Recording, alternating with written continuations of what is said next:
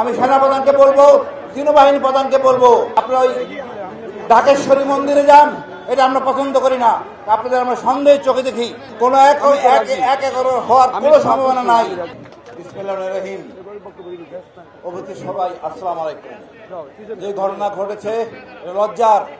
আমি একজন সাবেক সেনা কর্মকর্তা হিসেবে নিজেকে অপমানিত বোধ করছি। আমাদের এই সশস্ত্র বাহিনীর জেনারেলরা নিয়োগকর্তা ছিল শেখ হাসিনা, আনুগত্য থাকবে, বাট লজ্জার সীমা একটা ধারণ করে। এটা বিপ্লবী সরকারের অংশ।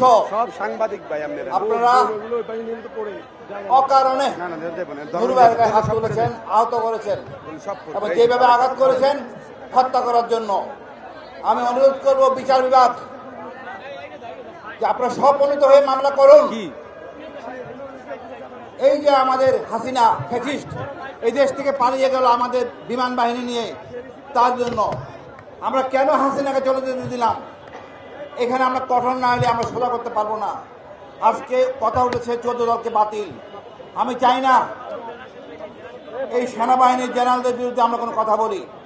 আপনারা আওয়ামী লীগের রেসপন্সার, আপনারা নতুন করে শপথবদ্ধ হন বাংলাদেশের প্রতি, ভারতের প্রতি না। আওয়ামী প্রেম বর্জন করুন।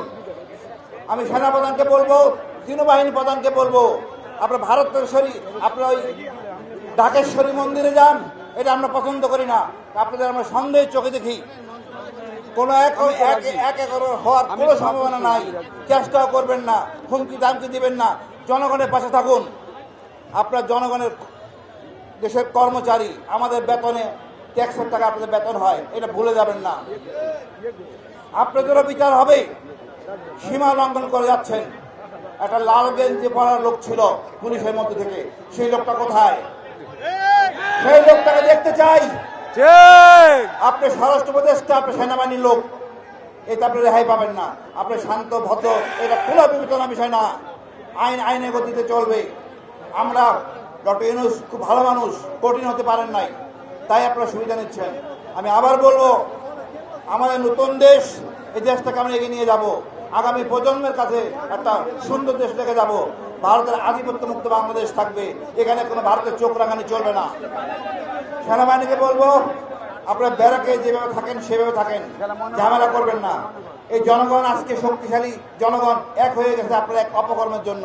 আমরা আরেক ধাপ এগিয়ে গেছি। আমরা মনে করি জরুরিভাবে এদের বিচার করুন, নাহলে আপনার উপর আমার সন্দেহ থাকবে। ধন্যবাদ।